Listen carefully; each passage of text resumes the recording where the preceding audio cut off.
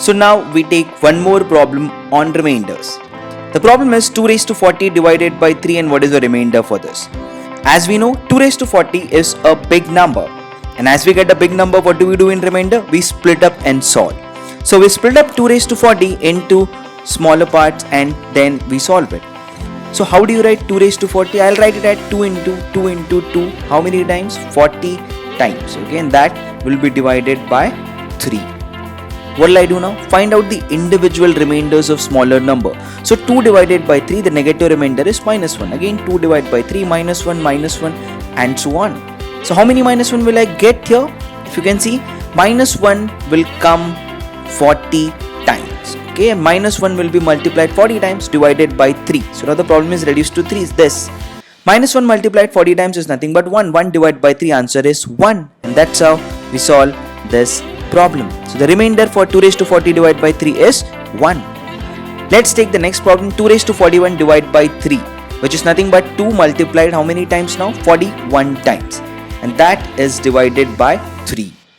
So first we find out the individual remainders. 2 divided by 3, remainder is minus 1. So how many minus 1 do I have right now? Minus 1 is multiplied 41 times. And minus 1 multiplied 41 times, which is odd number of times, is nothing but minus 1 by 3. This minus 1, as soon as you see, you should remember it is nothing but the answer of negative remainder. And negative remainder is never our answer. Make a note of this. It is just a concept to solve the problem quickly. To get the positive, add minus 1 plus 3. 2 is the answer for 2 raised to 41 divided by 3. Let's take the next problem, which is 2 raised to 42. I think you can guess the answer for this. 2 raised to 42 divided by 3. I'll write 2 how many times? 42 times, and that will be divided by 3. Let us find out the individual remainders. 2 divided by 3, the remainder is minus 1. This time the minus 1 is multiplied 42 times, and minus 1 multiplied 42 times, that is even number of times, will give you plus 1. So that is nothing but 1 divided by 3. The answer to this is 1, and this gives me the answer to 2 raised to 42 divided by 3.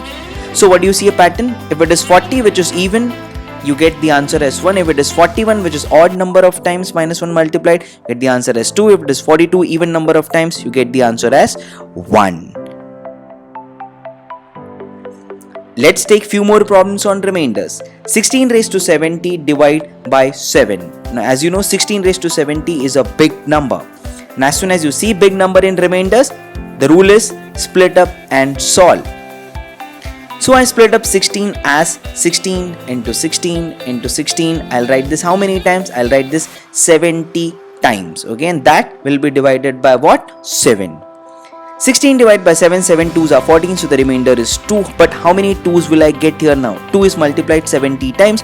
So now the problem is reduced to 2 raised to 70 divided by 7. Now if I further split this up, I am never going to get the required answer. Okay, if I further split 2 and I divide it by 7, I am never getting the answer which is the required answer. So now comes the step number 2 of remainder. Step 1 is split up and get the answer. Step 2 is adjusting the power. So after split up, if you don't get the answer, adjust the power of the numerator to get a positive remainder of 1 or a negative remainder of minus 1. And that is the step 2 of remainder, adjusting the power. So what do I need in the numerator? If I have a 6 in the numerator, I can get the remainder as minus 1. Okay, so can I get a 6? Can I get a 6 from 2? Which is not possible. Okay, but if I have an 8, if I have an 8 in the numerator, 8 divided by 7 will be what? 1. Positive remainder of 1. So I will adjust the power of 2 so as to get an 8, and 2 power 3 gives me 8. So I'll write 2 raised to 3 raised to 23. 23 into 3 is nothing but 69 into 2. One extra 2 that is remaining divided by 7. So that's how I adjust it.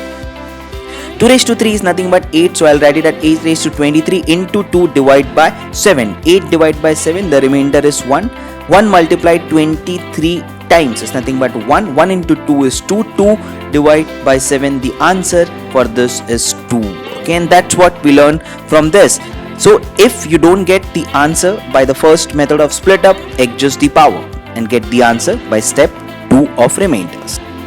Now let's take the next sum, which is 9 raised to 81 divided by 7. So what will I do with this? I'll Just try and split this up and get the answer. So if the number is big, we split it up. 9 into 9 into 9, 81 times, and I will divide this by 7. 9 divided by 7, the remainder is 2. Again 2 is coming on. 2 will be coming how many times? 81 times. So the problem is reduced to 2 raised to 81 divided by 7. Now if I further split this up, I'm not going to get the answer. So I will now go for my step number 2, which is what? Adjusting the powers so as to get a positive remainder of 1 or a negative remainder of minus 1. As you can see, it is again 2 here, so I'll write it as 2 raised to 3 raised to 27. 27 into 3 is nothing but 81. 2 raised to 3 is 8. So 8 raised to 27 divided by 7. 8 divided by 7, the remainder is 1. 1 multiplied 27 times. The answer to this is again 1.